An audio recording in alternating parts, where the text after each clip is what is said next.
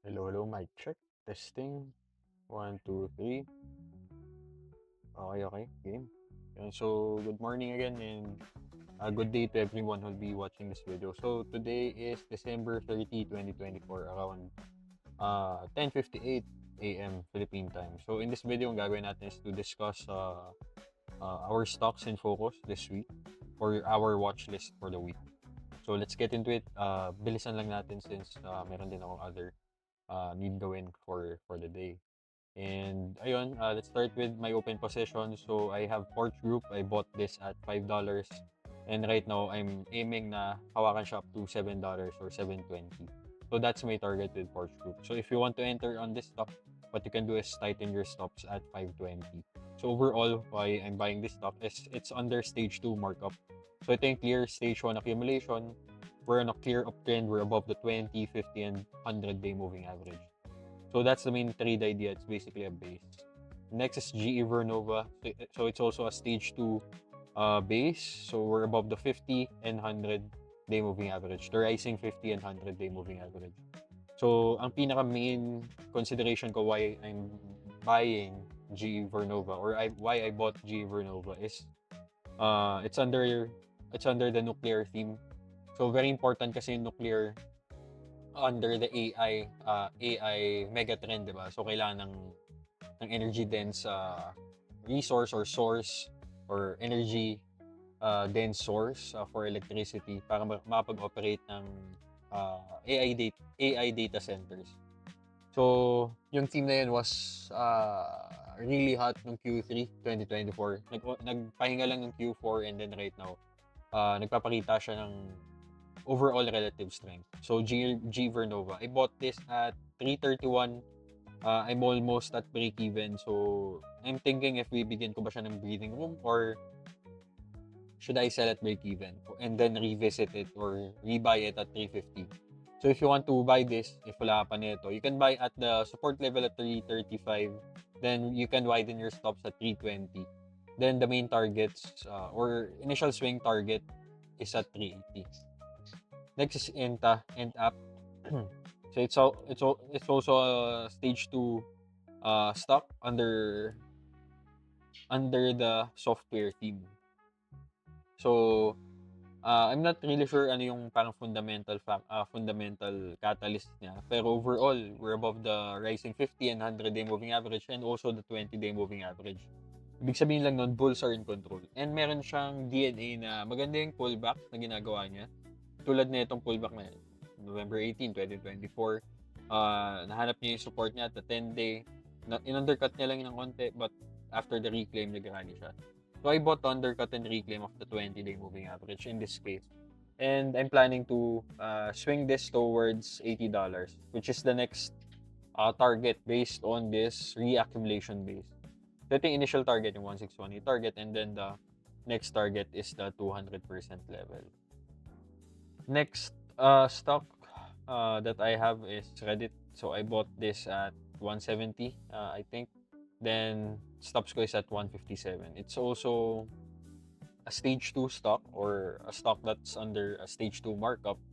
So clear as day na your buyers are in control. We're above the rising 20, 50, and 100-day moving average. Tapos ang ganda ng consolidation niya. Almost 3 weeks tight na siya or 2 weeks tight. And if it breaks above 180, next target mo most likely is at $200, giving you a 2 to 1, 3 to 1 reward risk trade. Microvast, I also bought this at this level 120. I'm still holding this since it's still above the 10 and 20-day moving average. So although wala pa siya sa clear stage 2 markup, I'm just aiming to sell it at 290 to $3, no? So this is the next target, itong resistance era, structure resistance. So simple swing trade lang siya.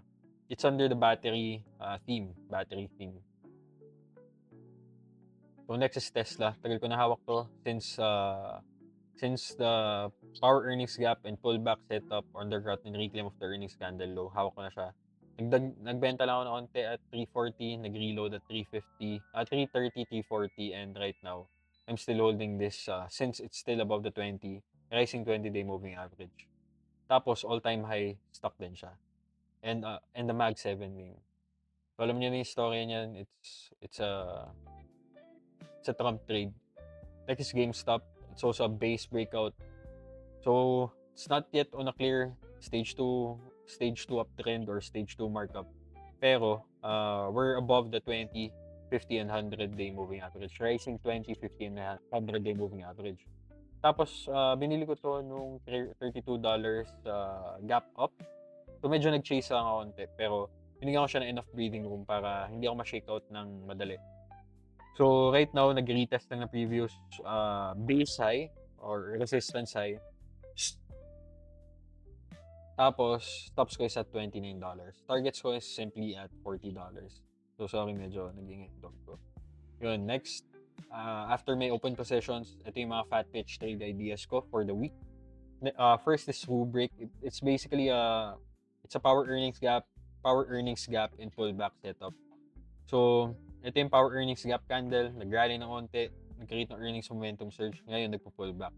So, if it reclaims the 10-day moving average, this gray line, then that's a setup we can look at. Also, a recently IPO'd stock. So, malaki pa yung bubuga nito. Yeah, so that's one of my fat pitch trade ideas. Next is Rubrik. It's also a power earnings gap and undercut and reclaim of the earnings candle low. So, ito yung power earnings gap candle. Nag-gap up, nag-move higher for 2 days, nag-pull back, undercutted, or nag-create ng bear trap below this earnings candle low. Ito yung earnings candle mo, ito yung low ng earnings candle mo. Nag-undercut, nag-reclaim, nag-coil. So, sa lower time frame, meron ka makikita ang constructive coil. So, maybe I'll buy the break of 388 or 390, then I'll put my stops at 380. So, speedrun lang natin lahat, no? Next is Lululemon. Tama ba? Lululemon. Planet Fitness pala. Sorry, tapos na ako dun sa Lululemon. Now, let's discuss Planet Fitness. It's also a base and break setup. Pwede mo rin tawagin niyang high tide flag near all-time high or at all-time high. So, ito yung flag mo. It's basically a flag that is measured at 30%. It's a 30% flagpole. So, most likely, yung run-up niya, 30% din to the upside, which is yung measured move mo, nasa 135, 134. So, it's also a stock na it's about to break above the $100 Livermore level, which is a round number area. So, the theory behind that is every time you break above a psychological level, $100, $10, $1, $5, mga ganun, $1,000, usually nag-rally pa yan further to the upside by 20%, 30%, at most 50%.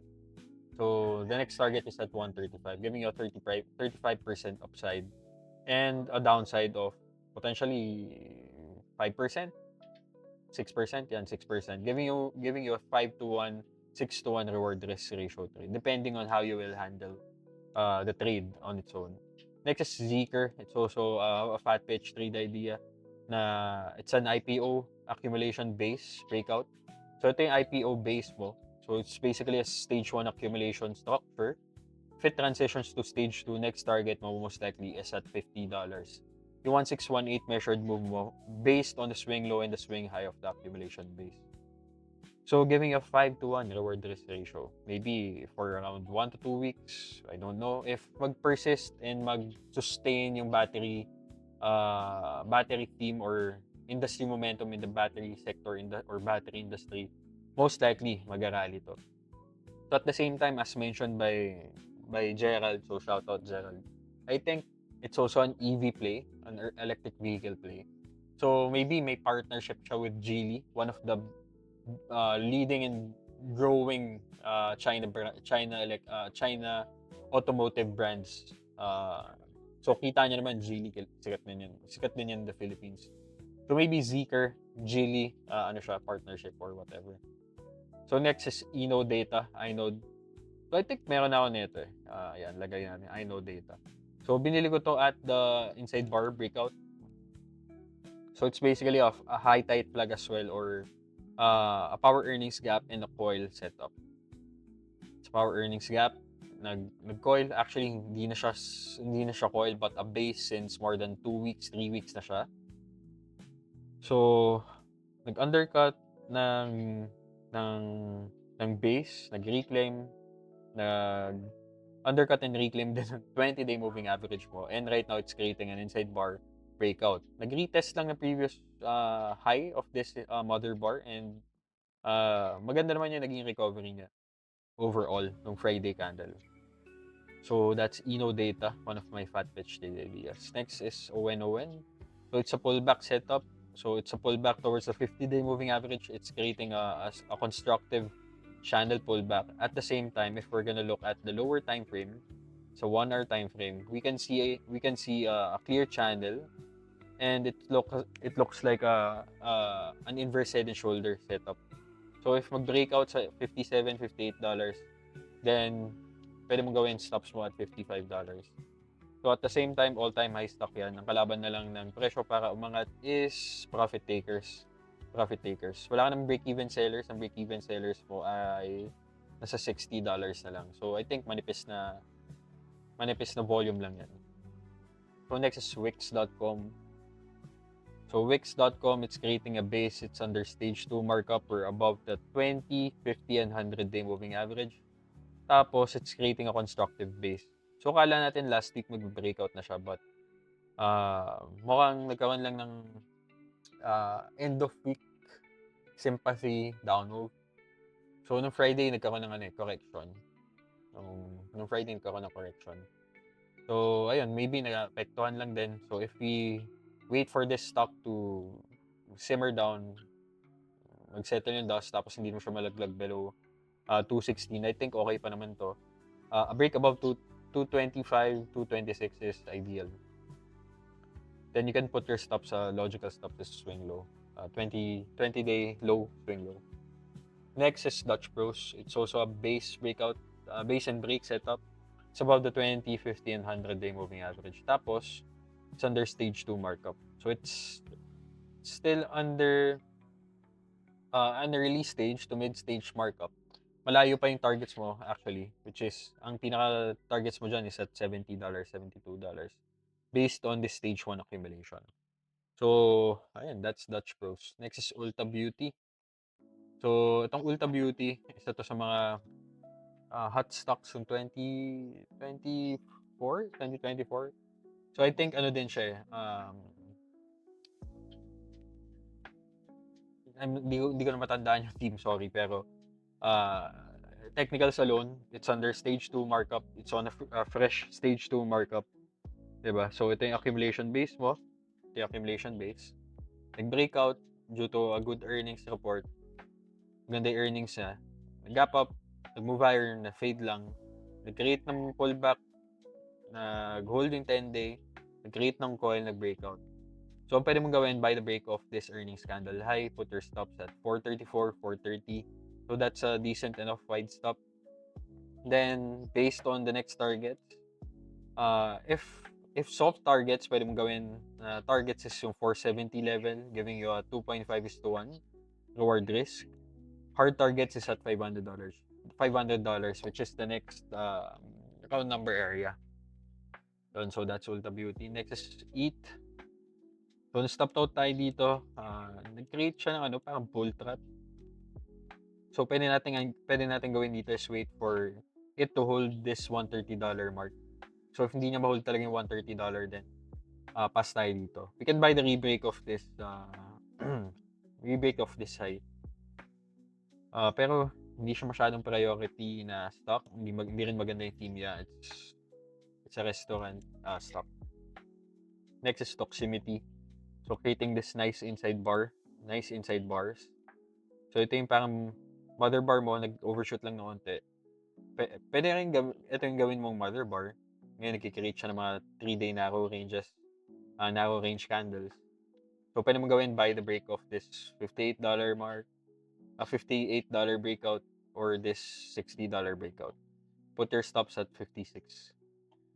So, it's also a power earnings gap play, and the pullback na nag-create ng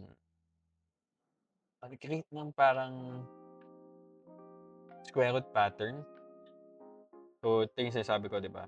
So, square root pattern basically is initially starts with a strong sell-off, a strong counter rally, and consolidation. So, pinaka-storya niyan, pinaka-storya niyan, coming from a strong rally, nagkaroon ka ng strong sell-off.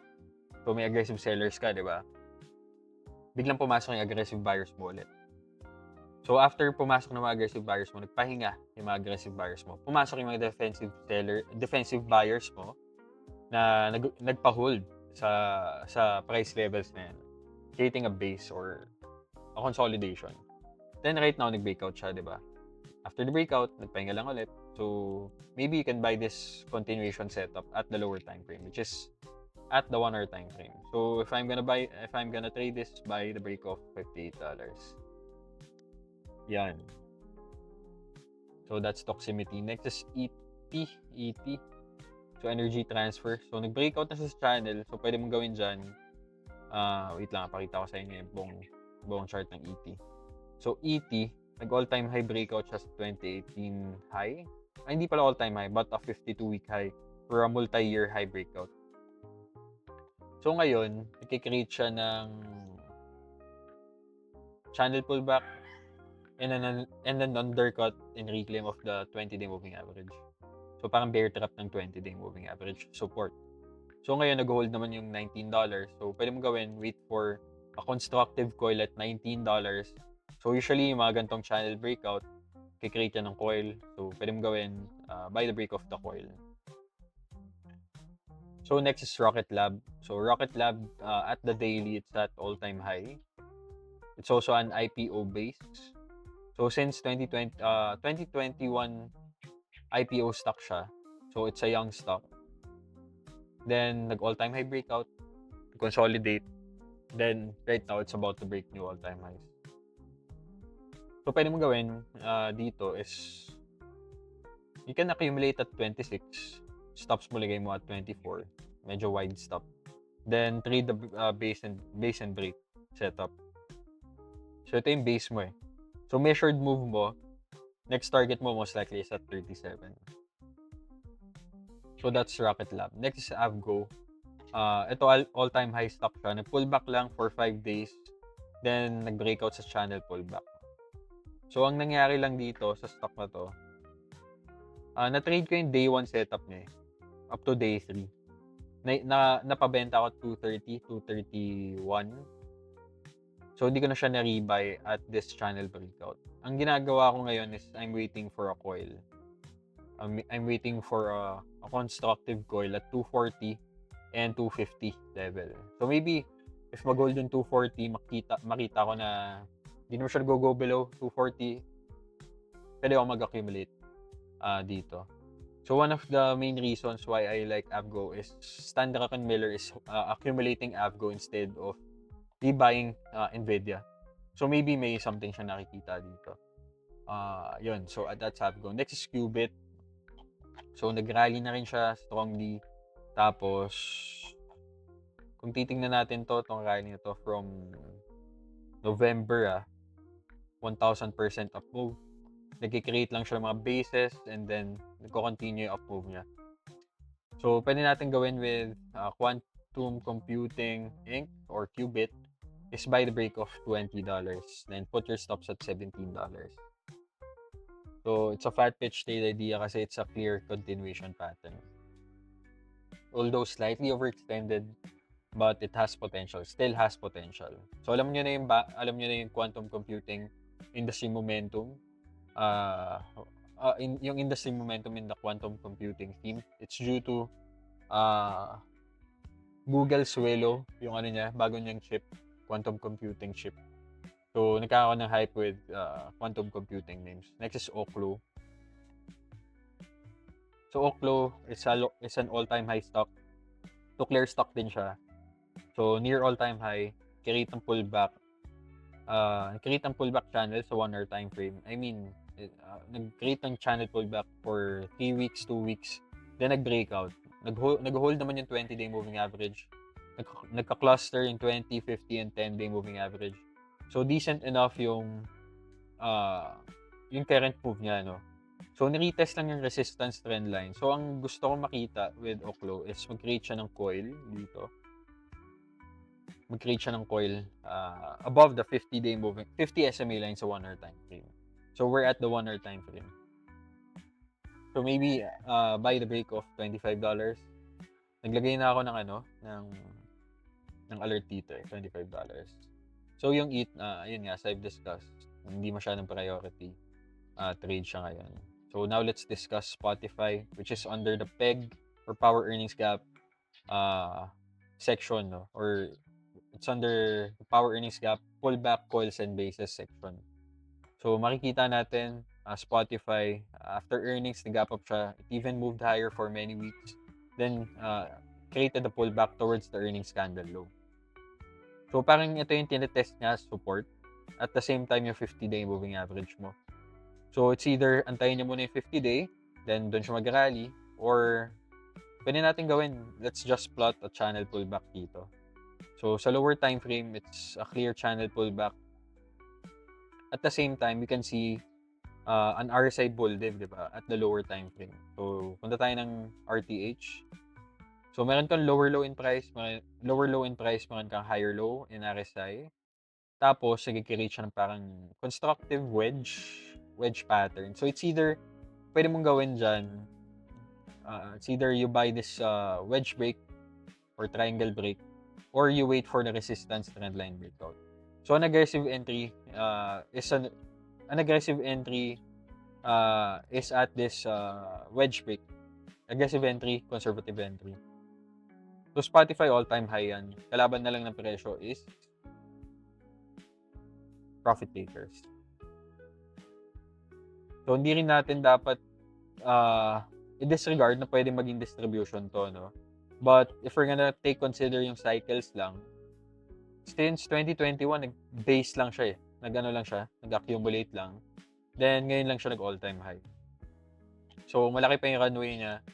Main targets mo pa is at $1,000, which is the 1618 target. So imagine that meron pa rin siyang 100% upside potential based on that range. So next is Pure Storage. So Pure Storage is an AI related trade. So I think more of AI data center or software related name siya. But basically, ang pinaka nakikita nating setup dito, not considering yung market theme or yung industry niya, is a power earnings gap in a coil setup. So after this resistance trendline breakout driven by the earnings candle, driven by earnings, nag-create siya ng coil. So what you can do is buy the break of $65, then put your stops at $62. So that's Pure Storage. Near all-time high din siya. So maybe nagpapahinga lang yung buyers mo, then eventually it will break the all-time high level at $70. So that's also a round number area. So big potential for Pure Storage. So lagay lang tayo ng alert. Hindi ko pa nalalagyan ng alert. Yan. So next is SMTC. So dami ko pang stock na i-discuss. So SMTC, also a power earnings gap setup, then a coil. So what you can do, wait for a break of this resistance trend line. Put your stops at $61. All-time high stock din to, I believe. Di pala, stage 2 markup stock siya at 52-week high. So next is DocuSign, also a power earnings gap play and a pullback setup. Variation. So ito yung power earnings gap, so pullback, create ng channel. So by the break of the channel breakout at the 1 hour time frame. Put your stops at 91. That's a logical stop. Next is Credo. Daily time frame. I think we're at 52-week high. So an IPO stock, recently IPO'd stock. We're on a clear stage 2 uptrend, and it's driven by this strong earnings. No? After the strong earnings, nag-gap up siya. Tapos nag-create lang ng coil. So at the lower time frame, may makikita tayong parang pattern na head and shoulder pattern. But every time head and shoulder pattern is invalidated, usually sobrang lakas nung breakout na. Sobrang lakas nung up move na ginagawa ng mga invalidated distribution pattern. So, di ba nga, ang isang head and shoulder pattern is a type of a distribution pattern. But, does this look like a distribution? Kind of price action? Parang hindi, di ba? Kasi nasa above the 20-day moving average ka pa eh.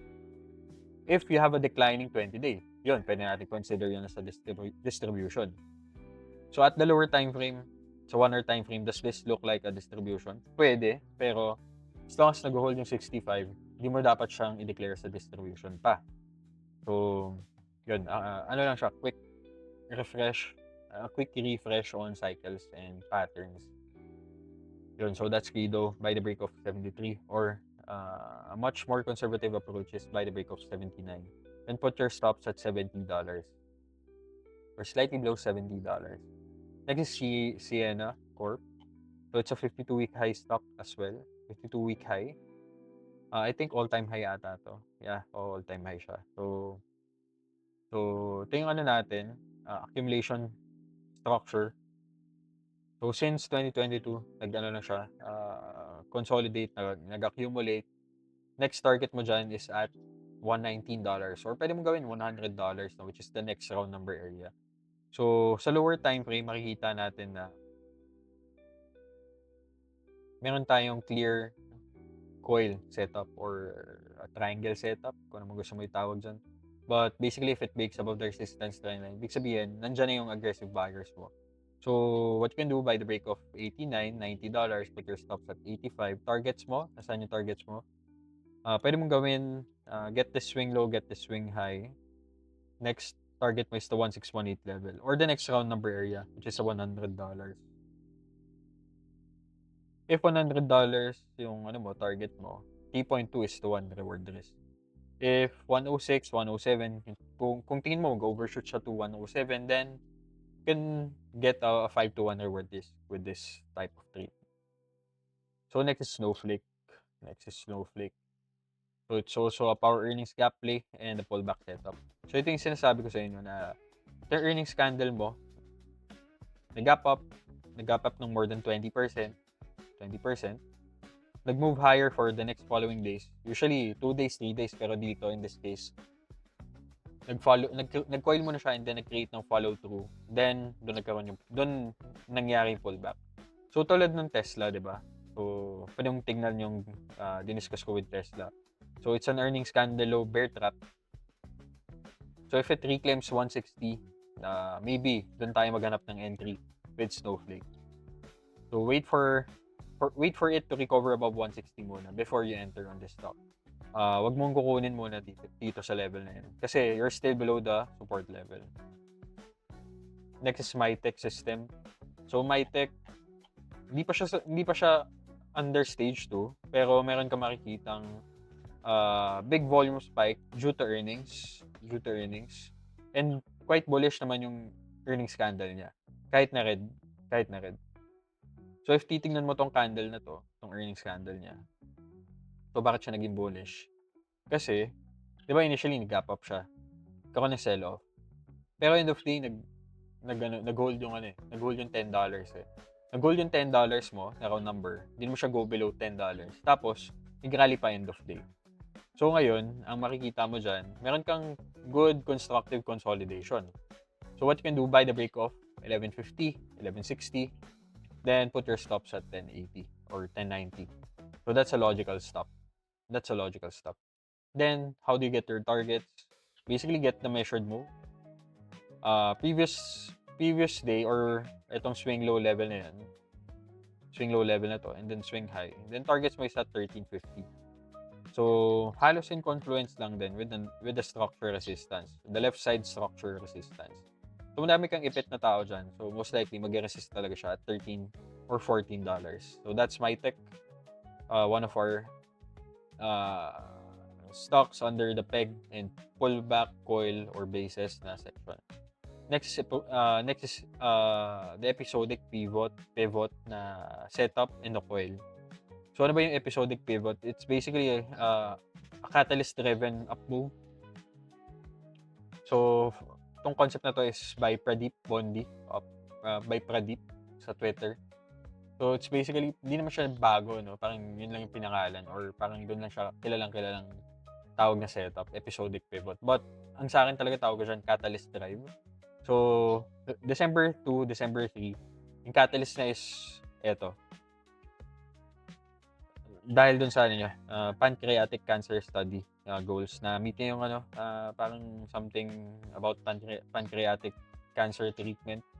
So, nag-gap up siya, nag-move higher for the second day, nag-pull back, nag-rally ulit, but right now, it's creating a consolidation slightly above this catalyst drive candle. So, it's basically a coil setup or continuation setup. So, what we can do is wait for the break of the 1 hour time frame coil. Yan. So, maybe if it breaks above 32, that's a valid entry point. Put your stops at 29.50. Targets, saan mo makukuha yung targets mo? It's either get this measured move, giving you a 3-to-1 reward risk ratio trade, or get this swing low to swing high measured move. So, next target mo most likely is at $50. That's the next logical target, yung $50 round number area. So, bakit hindi yung 1618? So, mas mananaig pa rin yung psychological level as a resistance eh. Not the 1618 level. Kasi subjective yan eh, yung 1618. Hindi ka naman sigurado kung magkakaroon talagang profit taking dyan. So, yun yung logic, diba? Saan mangyayari yung profit taking? Usually, sa psychological level, sa structural resistance, or kung saan madami ng kumita yung mga tao, which is usually projected at the 1618 level or the 1.5 level. So, that's NVCR. Next is a post-earnings announcement gift day. So, pinagkaiba ng PEDS or PEDS sa PEG play is a power earnings gap. Meron kang gap up eh. A PED is basically an earnings move na bullish, pero walang gap up. Or slightly na gap up lang, pero not like power earnings gap. So ngayon, makikita natin with Viking, after earnings, nag-coil lang siya, nag-create lang siya ng base. So what we can do by the break of this channel break. So it also looks like nag-create siya ng inverse head and shoulder. Diba? So it's an inverse head and shoulder reaccumulation structure. Pero it doesn't matter as long as it's not yet breaking above this resistance trend line. It's a no-go yet. A no-go pa. Next is 8080 under the stage 2 IPO basis section natin. So hindi pa siya nagbe-breakout sa IPO base niya. So ito yung IPO base mo. So since 2023, nag-consolidate lang siya from $15 to $30. So ang inaantay talaga natin is a clear break of $29 or $30. So sa ngayon, what you can do if you really like this stock, I'm not sure ano yung parang catalyst nito, pero maganda naman yung technical structure. Although, it's a small cap. So, pwede mong gawin by the support at 26. You can use it as an anchor. Put your stops at 26 and then add on the break of $30. So, pwede siyang position play, di ba? Pero don't expect na mag-rally ka agad siya. Kasi wala ka pa namang existent na aggressive buyers on 8080. So next is Klaviyo. So it's a stage 2 IPO base. So recently IPO'd lang din siya in 2023. So nag-breakout sa IPO base. Right now we're under stage 2 markup. Tapos it's creating a continuation pattern. So alam nyo na yan by the break of the continuation pattern. Next is ALAB. So it's also an IPO stock. Recently IPO'd stock. This 2024 lang to. Tapos, ito nag-create siya ng mga new all-time highs. So, sa ngayon, wala pa siyang clear setup na pinapakita. Antay ka muna ng consolidation at 140. So, sa ngayon, it's still a no-go. Next is NNE. So, NNE is also an IPO stock. So, recently IPO lang din siya. Then, creating this nice cup and handle or basically a reaccumulation base. So, sa ngayon, ang pwede mong gawin dyan, more of a position play ito eh, not a swing play. So, by this $26 support level, dagdag ka na lang on the break of $33. Para at least meron kang allowance, no? Should it break new all-time highs or transition to a stage 2 markup. So, next is Amer Sports. So, Amer Sports, is creating this coil. Ano din siya IPO base. So, recently lang din siya nag-IPO this 2024. Nag-base lang siya. Nag-base lang din siya, then nag-transition to a markup phase. So targets-wise, nasa 2.0 target na ata tayo. Malapit na tayo sa 2.0 target. So ito yung mid-stage target, di ba? Mid-stage markup target. So nag-resist siya initially. Nag-pull back lang na konti sa 10-day moving average mo. Right now, it's creating a coil. So should it break above the coil, next target mo is at $32 or $33. Giving you halos in confluence lang din sa 1618 target natin, no? Giving you a 2-to-1, 3-to-1 reward risk ratio trade. I believe this is a 1-week trade, I think.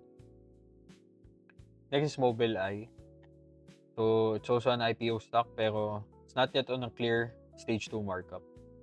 So it's up to you if you want to buy the $20 breakout, put your stops at $18. Targets wise, kunwari, treat natin to as stage 1 accumulation. Targets mo is at $25. So giving you a 3-to-1 reward risk or 4.5:1 reward risk ratio trade. So that's Mobileye. Next is A-Lab. Yun nga, na-discuss ko na to. Wala pa siyang clear entry. So that's our stage 2 IPO basis. Now let's discuss stage 2 pullbacks basis and pullbacks and basis at the 20-day moving average or 50-day moving average. So starting with core and main. So core and main is considered also as an IPO base play, IPO play. So ito yung accumulation mo, IPO accumulation. Transition to stage 2 markup. Na-reach na ata itong 2.5 target 2.5 target or 2.0 target lang pala. 2.0 target, nag-distribute, nag-transition to a markdown. At a markdown, nagkaroon ng decline more than 30%. So decent enough, pwedeng i-treat natin to as accumulation or a potential reaccumulation. So ngayon, nag-gap up siya due to earnings. Then right now, creating this pullback. So ano yung setup na nakikita natin dito? Basically, a channel pullback setup. So by the break of the channel pullback breakout or this resistance trendline breakout. So ang sa akin, maybe pwede natin kunin to at $51, $52. Put our stops at $50. So it's a clean entry trade, pullback entry trade. So that's core and main. Next is C Limited. So sa daily, so on a clear uptrend, we're above the 50 and 100-day moving average. We're under stage 2 markup.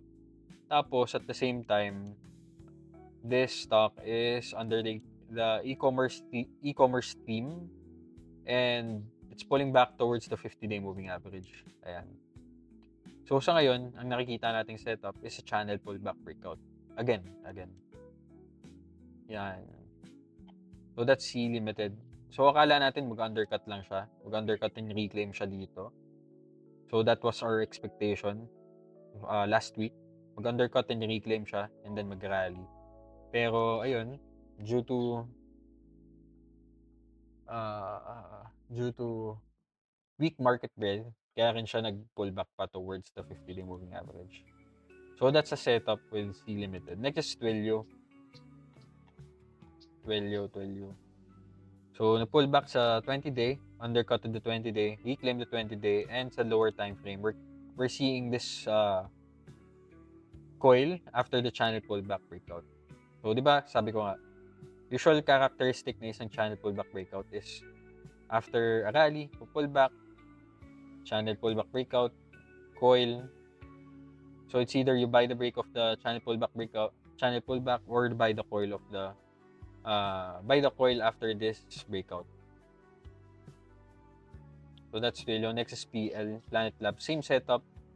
It's a resistance trendline breakout, and what you can do is wait for this inside bar breakout. So maybe by the break of 470, 460, put your stops at 414, 410. So that's Planet Labs. So Planet Labs at the daily, we're on a clear uptrend. We're above the 20, 50, and 100-day moving average. And we're on a clear stage 2 markup. So yan, that's PL. Next is Amazon. Creating this pullback as well towards the 20-day moving average. So sa 1 hour time frame, meron ka makikitang meron ka mapaplot na resistance trend line dito and a support trend line dyan. So if it breaks above 220, 230, I think maybe next week pa to eh. I think next week pa yan. So it's a non-priority setup for now. So next is Grab Holdings. At the daily, it's pulling back towards the 50-day moving average. And actually, it's the first kiss or first pullback at the 50-day after it transitions to stage 2 markup. So ito yung stage 1 accumulation mo. Now it transition to stage 2 markup. So this is the first base, kumbaga, ano. So this is the first base. First base. Yan. So maganda yung mga ganitong klaseng setup. So ang sa akin, by the break of this channel pullback breakout. By the breakout of this channel pullback. So at the same time, if we're gonna look at our RSI sa 1 hour time frame, meron kang lower low in price, meron kang higher low in RSI. So ano ibig sabihin nun? You have pent-up demand. So pwede mong gawin, you can plot a much more aggressive resistance trend line by the break of this resistance trend line, or pwede mong gawin by the break of this 50 SMA line sa 1 hour time frame. Yun. So pwedeng hindi mo na antayin yung RTL breakout na to. So that's Grab. Next is Toast. So a channel pullback setup at the 50-day moving average. So Toast, it's under stage 2 markup. It's also the first 50-day moving average kiss or pullback during a stage 2 markup. So it's a base 1 setup. So Vestra Corp, so it's testing previous high at 138 and the 50-day moving average. So ang sa akin, wala ka pang clear setup dito eh. Okay, meron kang channel pullback breakout, pero it's still below the 100 SMA line sa 1 hour time frame. So medyo pass muna ako with Vistra. DoorDash, daily time frame, it's pulling back towards the 50-day. Tapos we're under stage 2 markup. So alam nyo na yan, by the break of this coil. By the break of this 1 hour time frame coil. Next is Lemonade. Daily time frame, it's below the 20-day, declining 20-day. Pero if we're gonna look at the bigger picture, we're under stage 2. So pwedeng gawin na ito, it's either i-reclaim niya tong 20-day, mag-rally na siya, or mag-pullback pa siya further to the 50-day moving average, or mag-coil around siya dito and wait for the 50-day, wait for the kiss of the 50-day moving average. So ang sa akin, paano ko siya iti-trade? Pwedeng wait for the break of $44 na lang instead of anticipating at the middle. Mahirap yun eh. So next is UAL, United Airlines. So it's under stage 2 markup. It's also testing this previous 2019 high. So if we're gonna look at the daily time frame, again, dito sa 1 month range niya, para siyang nag-undercut and reclaim ng 20-day. Kasi nag-create ng inside bar. So wait for the break of $100. So ano siya, no? Round number breakout. So next is Tiger. Daily time frame, we're under stage 2. Ito yung stage 1 base mo. Nag-breakout siya, create ng parabolic up move. Then nag-create ng aggressive pullback. After the aggressive pullback, in-undercut and reclaim niya yung 50-day. Right now, it's creating a base above the 50-day moving average and the 10-day and 20-day moving average. So sa 1 hour time frame, ang inaantay natin is a resistance trendline pullback. Resistance trendline breakout pala. So antay muna tayo ng breakout at 740, 750. So that's a setup with Tiger. Next is LRN. So LRN, Stride. Big picture, we're under stage 2 markup and all-time high. All-time high status yung LRN. All-time high yan. So at the same time, we're above the $100 area. So round number area, antay ka muna ng 1 hour time frame channel pullback breakout. Yan. Lagay lang tayong alert at 105. So that's our picks or trade ideas under stage 2 pullback and bases under stage 2 and near the 20-day and 50-day moving average. So undercut and reclaim setups naman under stage 2 markup. Yung mga stage 2 markup stocks na nagki-create ng undercut and reclaim setup or bear trap. So ito, AppLovin, all-time high stock yan. We're above the 50-day, we're above the 100-day. It's a high price stock. So malaki yung potential niya, 'di ba? Usually gusto yan ng mga institutions, ayaw ng mga retailers kasi high price stock. So you have institutional backing most likely. So ito nahawakan ko din to, na-trade ko din yung AppLovin. Day 1 up to this high, 'di ba? So alam niyo yan, napakita ko naman yung ating trade dissection on AppLovin. So now ang nakikita natin dito is a coil and an undercut and reclaim of the 20-day. So if it breaks above 340, 342, doon natin siya i-revisit. Next is Upwork. Also creating a base right now after earnings. So after earnings, nag-power earnings gap siya, pero medyo bearish yung candle on the gap. Nag-pullback, aggressive pullback, rally. So it created a square root, reaccumulation pattern. Then it created an undercut dito sa right side base. So ang sa akin, antayin ko muna yung break above $17. So sa 1 hour time frame, meron naman tayong makikitang clear levels. So if it breaks above 17.20, put your stops at 16.50. So that's Upwork. Next is Works. Daily time frame, 52-week high. Tapos IPO stock din siya. So ang ina-undercut niya, I think is the 10-day, 20-day moving average. Nag-load na ulit. Works is basically an undercut and reclaim of the 20-day moving average. So should it break above 55, 54.80, that's an entry point, or that's a classic setup, an undercut and reclaim setup of a strong stock under stage 2 markup. So next is AAOI. So same concept, undercut and reclaim of the 20-day, this green line.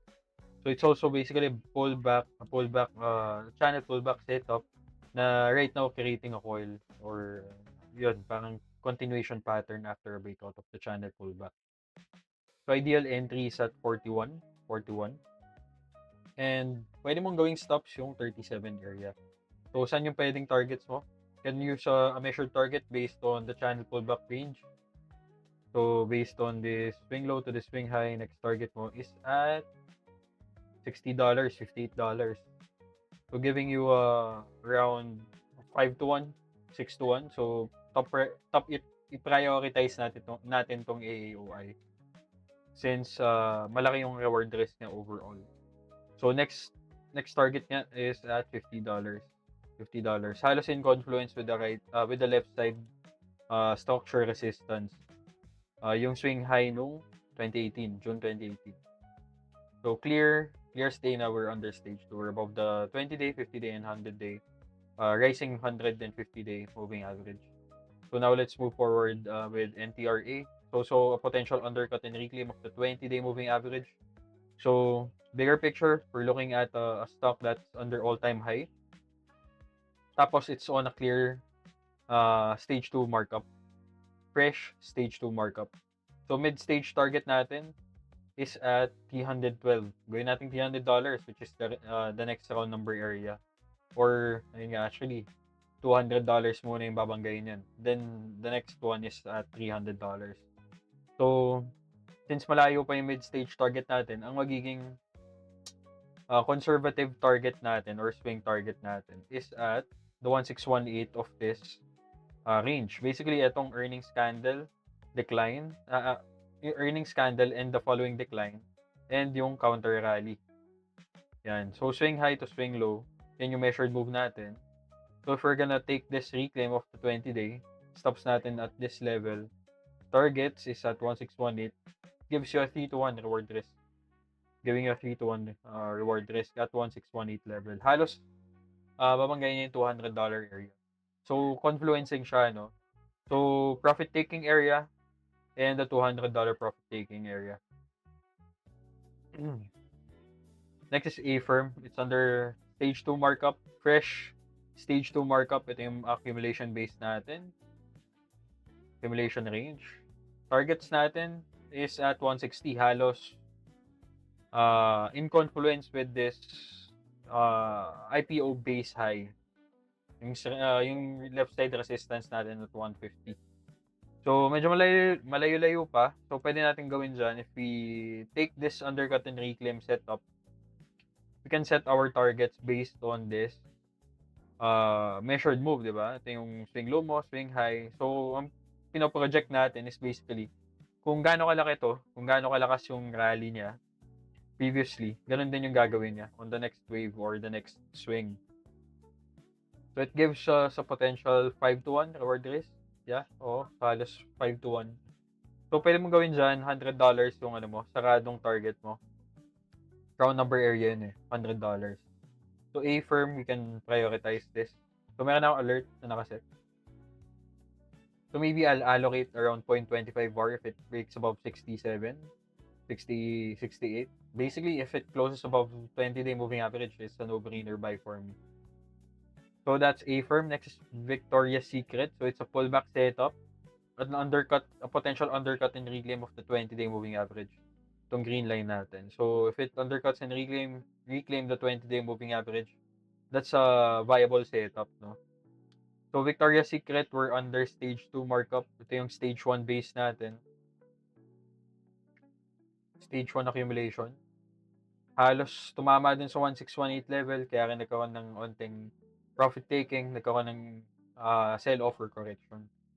So, in confluence with the left side resistance or the structure resistance at $48 and the $50 round number area. So, halos malapit na rin dun sa $50. So, ngayon, ang nakikita natin is basically a clear channel pullback setup. So, should it break above this 20 SMA line sa 1 hour time frame, that's a clear setup. Or this 50 SMA pala, sorry. 50 SMA line. So, ito yung nagsaserve as resistance right now at the RTH or regular trading hours. So, if it breaks above 43, 44, that's a clear setup. That's a clear entry. Stops mo lagay mo at 40. Targets wise, we can set our targets based on this channel pullback range. So, it gives us a 4 to 1 reward risk. So, gusto ko yung setup. Maganda yung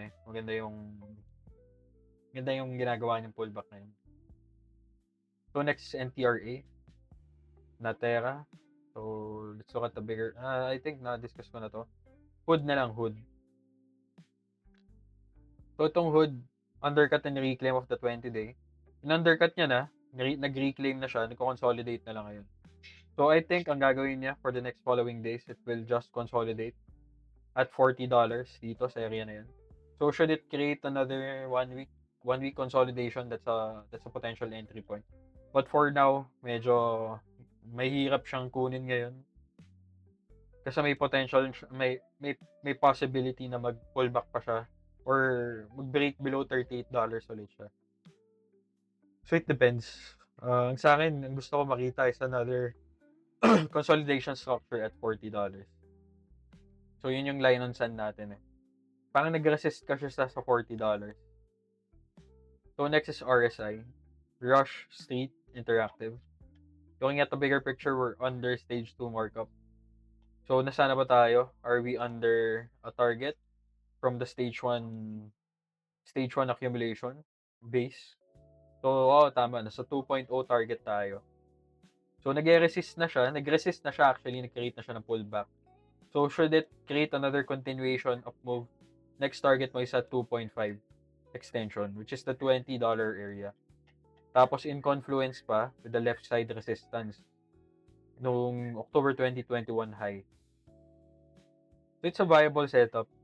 So, basically puwede din natin gawin is, kunin natin 'tong swing low and then this swing high. So, this can serve as the flagpole. Puwede natin 'tong tawaging high tide flag kung ano mo pero actually channel pullback lang 'yan, eh.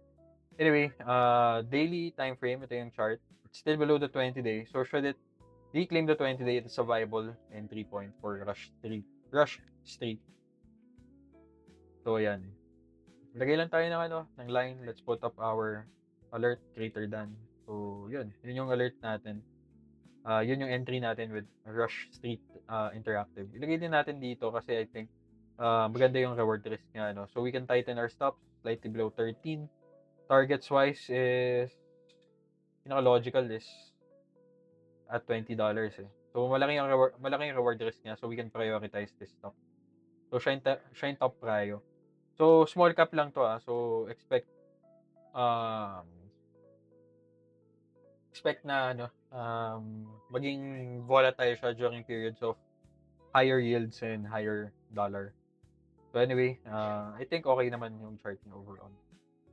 Now let's proceed with stage 2 stocks na near 52-week high or all-time high and it's creating a coil or pullback. Starting with GEO Group. So looking at the daily, are we at all-time high? We're at 52-week high or multi-year high. So we're currently at the left side resistance, structure resistance at $27. So yan. And right now it's creating a coil or a base. So pwede natin tong i-treat as a high tide flag. So ito yung flagpole mo. So gaano kalaki yung flagpole mo, ganun din kalaki yung continuation leg up mo. So this is the initial leg up or the reference leg up. So yung continuation leg up most likely ganun din kalaki. So kung 40% to, 100%, most likely the next move is another 100% move. So at the 2.0 level, halos yun yung ano niya, magiging target niya at $60. So at $60 or at $35, meron ba tayong, saan ba yung 1618 level natin dito? 45. So malayo pa pala. So ano pala to? REIT, Real Estate Investment Trust. So pwede natin gawin buy the breakout 30, stops at 26, targets at 40. Pwede mong gawin yun as your initial target, $40. That's the next round number area. Giving you a clear 3-1, 4-1 reward risk. Actually, 5-1. So that's GEO. Next is Netflix. Also considered as a coil or a high tide flag. Ito yung flagpole natin. Strong rally ever since after earnings. Nag-coil lang siya after a power earnings gap move. Power earnings gap, follow through day, then coiled. After the coil breakout, nag-rally siya towards $900. Right now, it's creating another coil or base, di ba? So, targets wise, pwede natin i-treat yung $1,000 as the next target. Yung round number area na yun.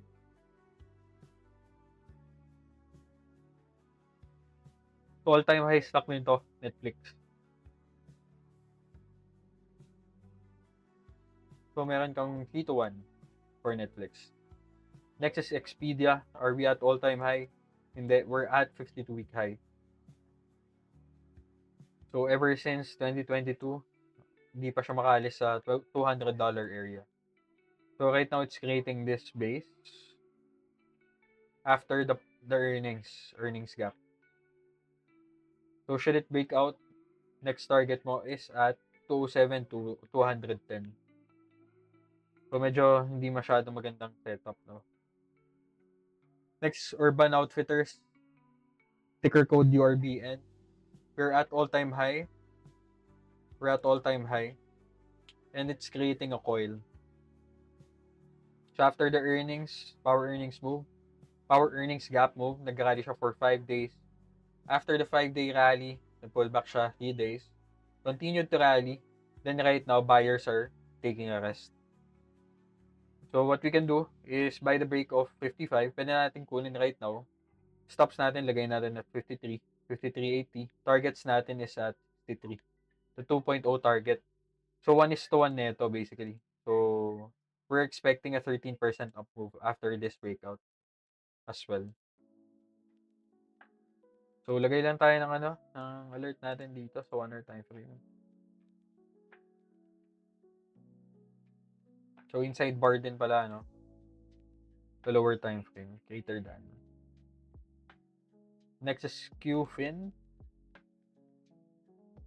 Also creating a coil after earnings.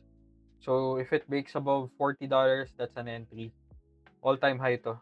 Near all-time high pala. Ito yung niya, all-time high level.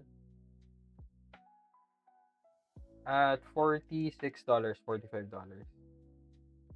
So, it's creating a coil. So, we can use this as the next target. So, should it break above 40, pwede natin gawin tight stop. Targets natin at 44. Meron kang 3:1 reward risk for this trade. So, next is SoundHound. All-time high stock din siya. Recently IPO'd lang din. So, lagay na lang natin sa IPO, IPO basis. Itong SoundHound. So, sa ngayon, wala pa masyadong clear setup. But, if lower time frame lang, wait for a break of 24. Tighten your stops at 21. Targets-wise, pwede natin gawin to as initial target or swing target. Giving you 2.5:1 reward risk for SoundHound.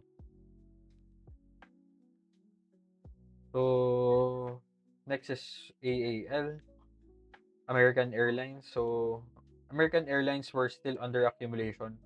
But looking at this chart, meron tayong resistance trend line dito. We cleared this resistance trend line.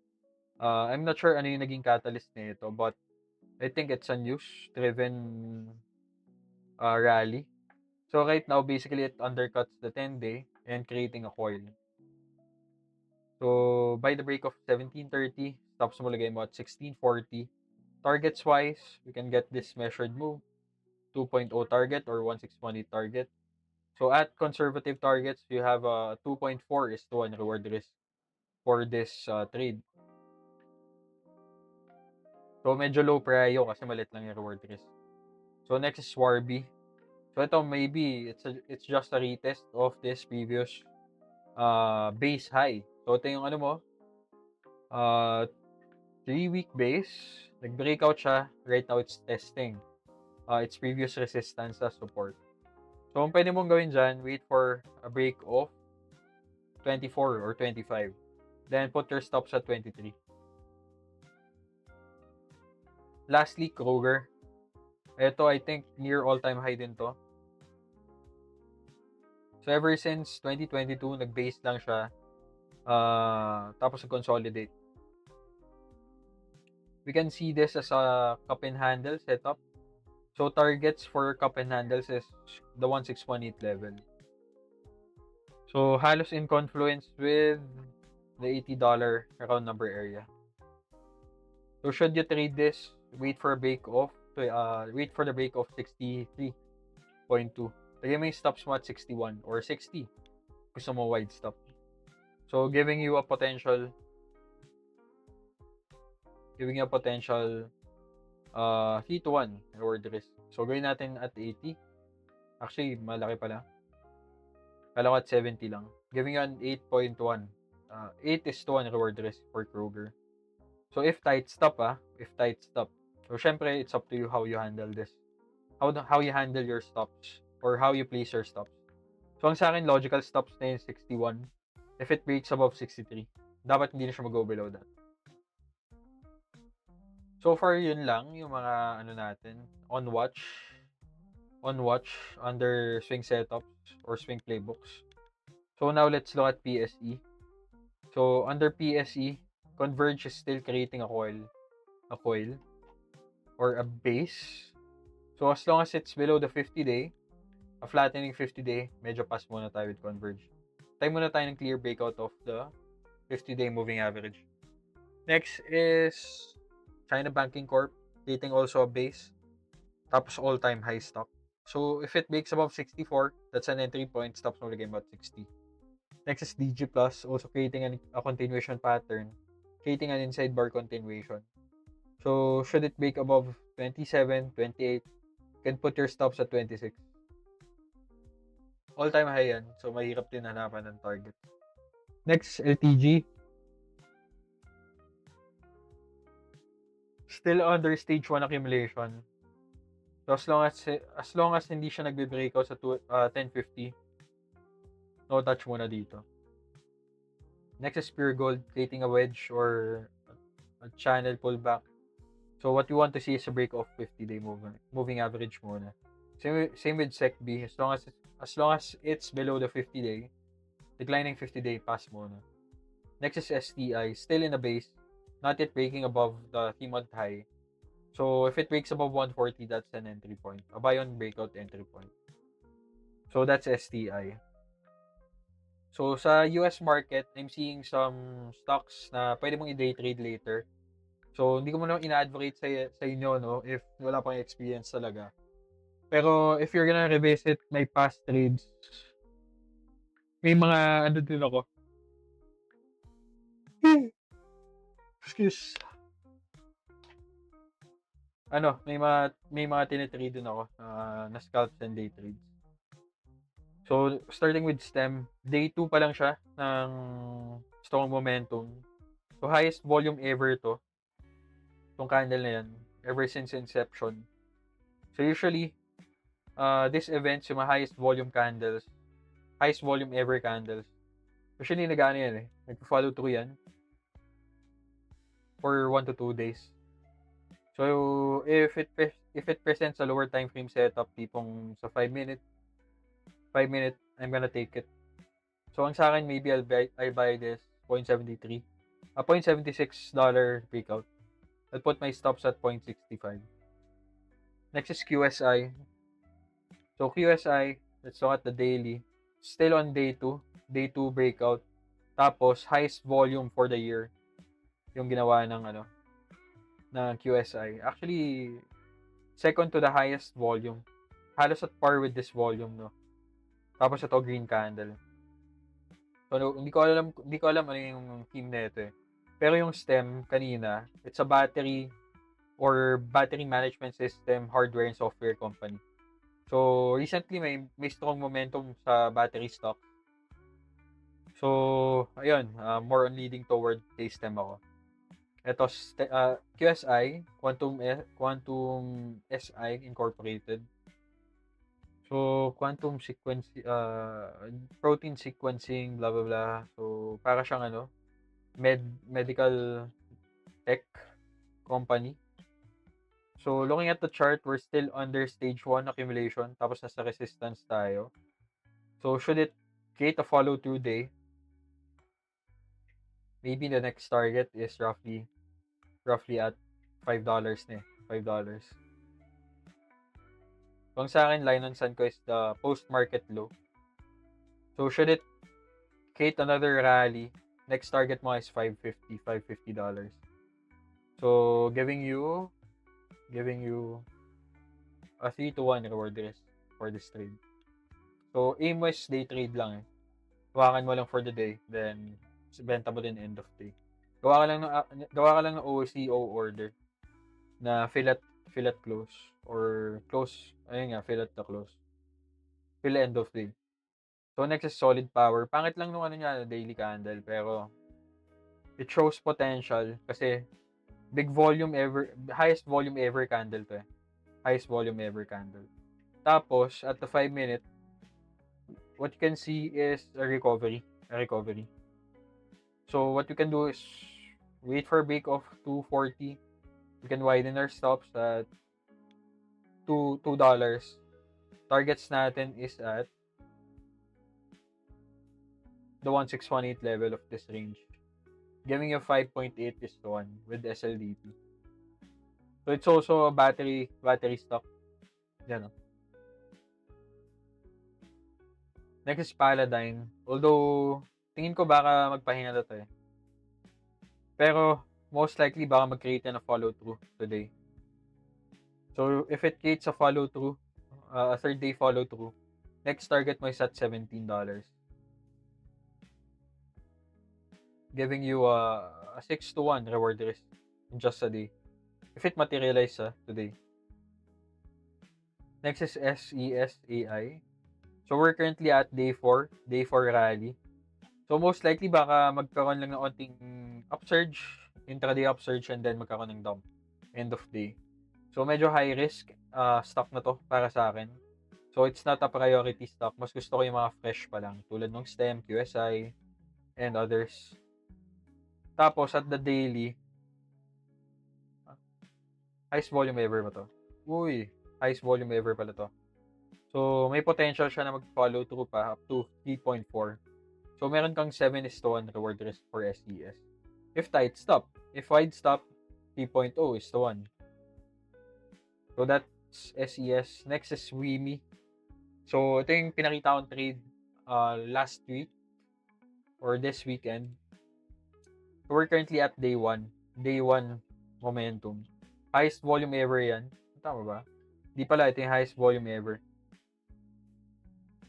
Ito highest volume for the year. For the year.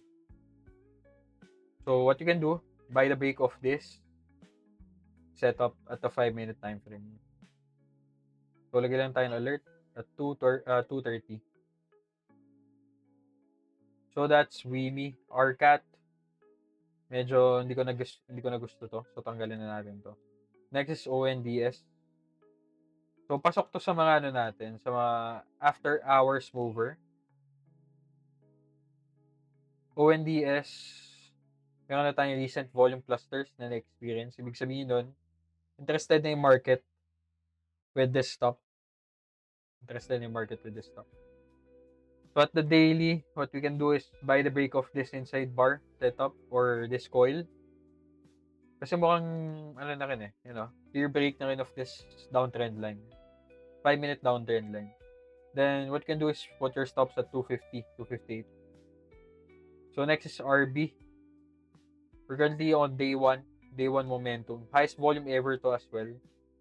Halos at par nung, sa candle na to, nung 2024, March 2024.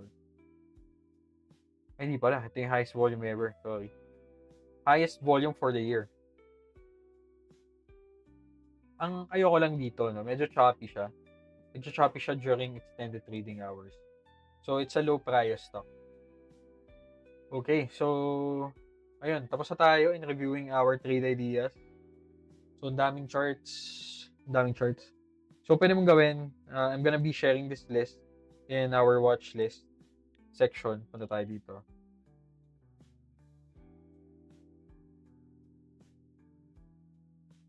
Yan.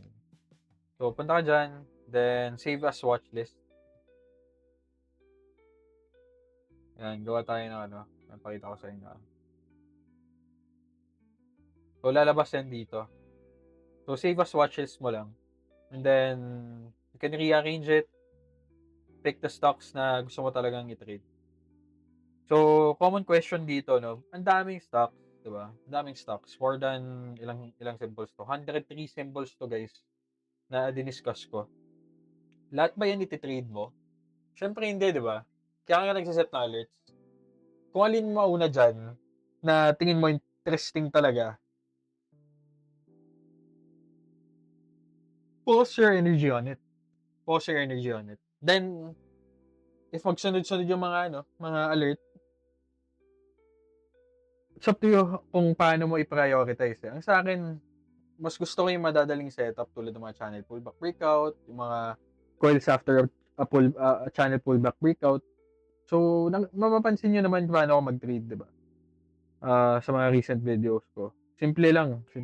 Mga coils, breakouts, base breakouts. And talagang maliit na risk lang muna yung na-allocate ko. Tipong 0.25 VAR, 0.25% VAR, 0.33% VAR. And then, if hindi gumana, hindi masyado masakit, di ba? So, madali ako makamove on na the next setup na magpe-present ng entry. If gumana man, tapos mag-alert yung ibang stocks na tinitignan ko, at least yung hawak ko ng stock na gumagana na is already risk-free. So, canceled risk na yun. So, yun, talagang magpo-probe ka, mamumuhunan ka pa unti-unti, and then dagdag ka na lang on the stocks na nakikitaan mo talaga ng potential and nagpe-present ng another setup. So, progressive exposure, hindi yung one-time big time na 1% VAR, 2% VAR kagad in a single stock. Mangyari dyan, ma-over-deploy ka ng capital eh. Mag-over-deploy ka ng capital. So, yun. Ang sa akin, kung bago ka pa lang dito, focus on the fat pitch section. Yan. And then, pag-isipan nyo mabuti yung mga diniscuss kong trade idea. And ano yung mga pwedeng approach. So, ayun. Let's wrap it all up.